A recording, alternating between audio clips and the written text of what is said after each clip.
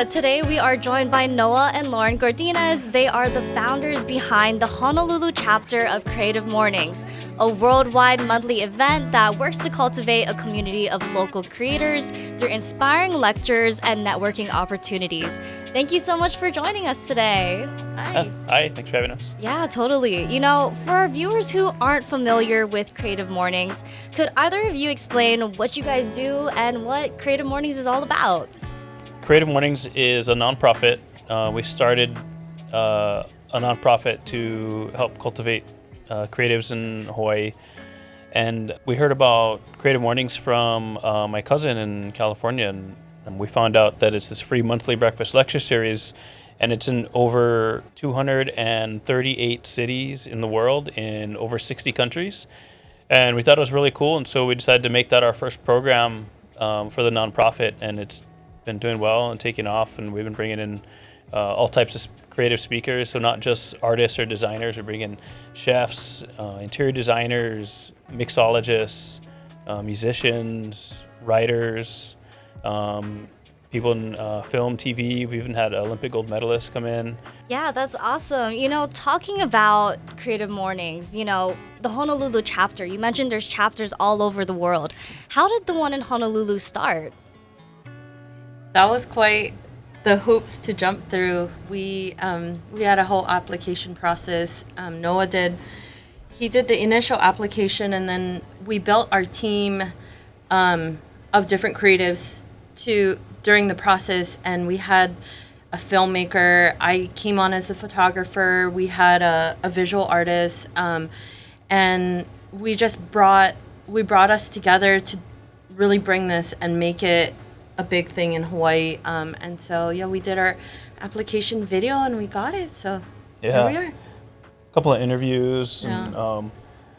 And, we heard there was actually another team trying to bring it here. So we're excited. And then they ended up reaching out and being like, oh, can we help? Let us know whatever you need. We're just glad it's here. Yeah, that's really awesome. And, you know, sorry if I missed it, but when exactly did it start in Honolulu? What year was that?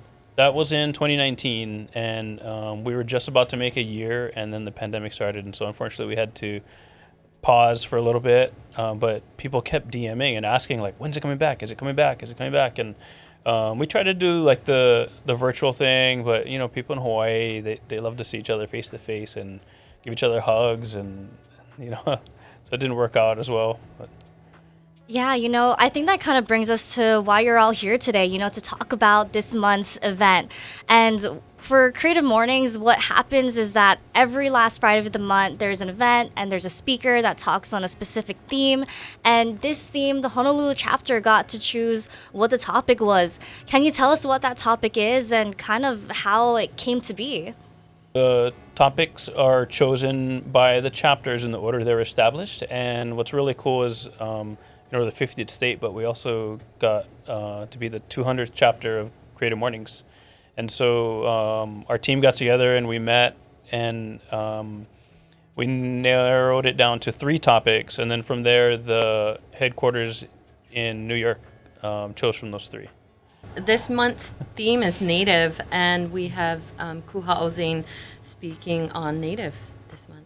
Yeah, that's really exciting. You know, now that Creative Mornings is at SALT at our Kaka'ako, it feels like there's a new energy around the area, and being able to, you know, bring in more people, you know, people passing by and seeing this event go through. You know, can you tell us a little bit more about what people can expect this coming Friday? We have special guests in town to kind of complement the event. We also have Adobe. They're in town doing a couple workshops this week, but in conjunction with that, they're going to be joining us at the event. We're going to have breakfast provided by Kaimana Beach Hotel, as well as coffee from Honolulu Coffee. Squeeze Play also donated their time and their services to help us print the native artwork done by Jack Soren on T-shirts, and so we're excited to share the artwork with everybody. Yeah, and then the our Kaka'ako team has been really supportive, and the SALT team, and they've been really helping push. I mean, previously, after a day, our attendance, maybe about 50 people would sign up, and we'd cap it at about 100, but we had over 100 in the first day for this one. And so I think it's going to be over 200 people at this event. It's going to be a big event. It's going to be packed. So if you didn't sign up, you should probably sign up. Yeah, for anybody who's interested in learning more about, signing up, how can they find out this information and where can they go? I think the best place to stay up to date, honestly, is the Instagram account. We do a lot of updates there, and in the link in bio, there's a lot of helpful information about the chapter.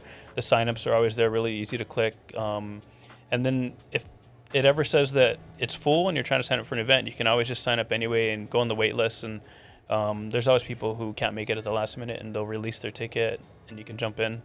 I wanted to go back to, being able to feature like a native Hawaiian designer and also, native Hawaiian artwork. Having that artwork is on display for all of the chapters around the world, and that really puts Hawaii like on the spotlight. And being able to show our culture in some way through this theme is really a big deal. Can you kind of talk about what that means for you guys? Yeah, I mean, it's really cool. I mean, when we started, they were like, yeah, one day you'll get to pick a theme. And it came by really fast, and it was really exciting. I remember like telling everyone, oh, they just emailed. We can start thinking of our theme. We can think of our theme. And so I went back to everyone, and we had that meeting. And I ended up like following up with them a couple times. It was like, which one do we get? Which one do we get? What month is it? It was really exciting. And I think it's something special for Hawaii. And they even do like these summits where they bring in like the leaders from all the chapters in the world. And I've been telling them like, this is the place you should do it next, is in Hawaii. And hopefully after they see how this event goes, cross their fingers. Yeah. Yeah, that's awesome. And how about you, Lauren? How does it feel to be able to do something like this here in Hawaii? I mean, as a designer myself, I feel like it's making an impact, because one of the key points that we made when we were applying to be the host for Creative Mornings was community over competition, always, to really just cultivate that relationship amongst each other, and so that we can all cheer each other on. And so like to be in this seat where we're able to bring everyone together and it's our turn to even pick a topic, like that's epic. That's epic for us. Yeah, that's super awesome. Just seeing how you guys been able to grow, like in just, a few years, 2019, that's not too long ago. And plus, with the pandemic, kind of putting some things on hold, like to see how much you guys have grown has just been so awesome. And, you guys have a lot of things in the works. This is just the first of many.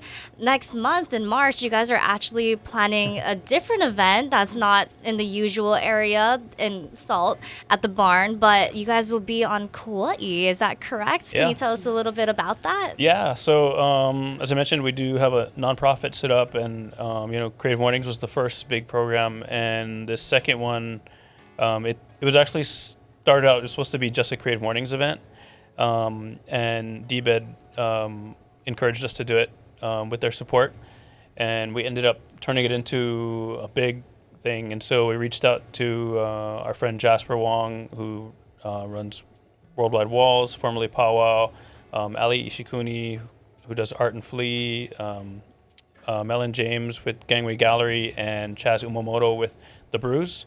And so with that, you've got the education, you've got murals, you've got the urban market that Ali does, and then Melon and his art, and also Chaz and the Brews, that's music. And so we're like, well, let's just put on a festival. And so the last week of March, we're putting on a festival in Okolota on Kauai, and we're calling it Spectre Fest. We named it that because art's a spectrum, and we're just bringing all this variety of creative things to the island. That's super awesome. And being able to bring it out on a neighbor island, I feel like events like that don't really get to happen as often. What do you hope comes out of it? I mean, especially knowing that you're from Kauai too, being able to bring something like that to where you grew up. Oh, yeah. I mean, growing up there, I remember feeling like there's nothing to ever do here. I mean, we went to the beach a lot, but I used to get so excited to come here because all the events we hear, concerts, everything, and it's really exciting just to bring something else to Kauai, something that they don't normally have. I mean, sometimes they get concerts now, I'm really excited. I think it's going to be good for the island. Yeah, absolutely. Definitely something, to bring more of a creative energy, inspire some youth maybe, and even bring out local creators that you might not know about. Just, come and experience an event like that is super awesome. And, for me, what really stands out with Creative Mornings is that it's really an event for everyone. It is focused on creatives, but, even if you don't consider yourself a creative, you can always learn something new from the speakers. And they're super relatable, which is really nice. From all the topics, you can always learn something new. And, I was kind of wondering, for each theme, each month, how do you guys choose which speaker to bring on for the event? It's kind of a general consensus from our team as well as input from the general public. And people will, they'll say, oh, we want to hear from this person, or we want to hear from this person. And so we end up kind of polling that and taking that feedback into consideration and really kind of pairing them up with the themes. We do receive the themes 1 year in advance, so we kind of match them up, and so we got some fun ones in the works. So definitely have a long spreadsheet going with nominations, and so one thing is we try to encourage community nominations and not self-nominated speakers, just because it's there not to promote yourself, but to lift up others. Yeah, and you talked about nominations. How can people submit nominations? How does that work? We take them from DMs and Instagram as well as emails. Yeah. So we had a fundraiser once, and we did like a nomination party. Now that everything's all back to normal again, might be nice to do that again. Yeah. Awesome. Very cool. Well, what's really impressive about all of this is that it's really put together by a bunch of volunteers. You guys all just come together and put on these events, which are really impressive events. And, for people who want to learn more or maybe help out, where can they, find more information or reach out? Is it just Instagram? Anything else? Or That's usually the easiest way. We also have an email account set up. It's just honolulu@creativemornings.com.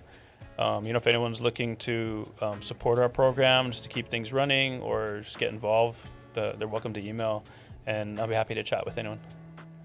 Amazing. And, finally, to wrap up this conversation, this might be a little bit of a hard question, but, having done all these events, is there any events that stick out the most for you guys? Do you have a favorite one or any of that? I don't know if we're supposed to say that. It's like picking your favorite child.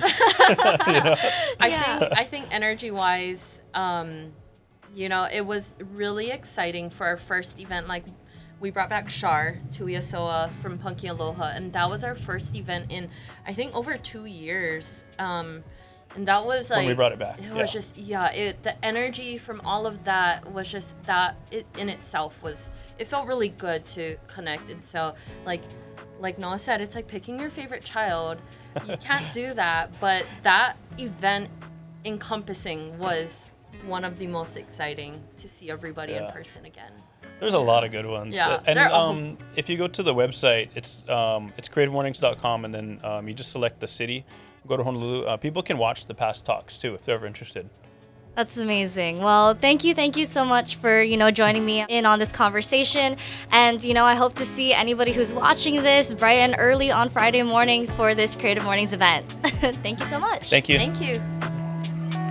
You can watch and listen to more of the Debrief at hawaiinewsnow.com or wherever you get your podcasts. This is your host, Emily Cristobal, and mahalo for listening.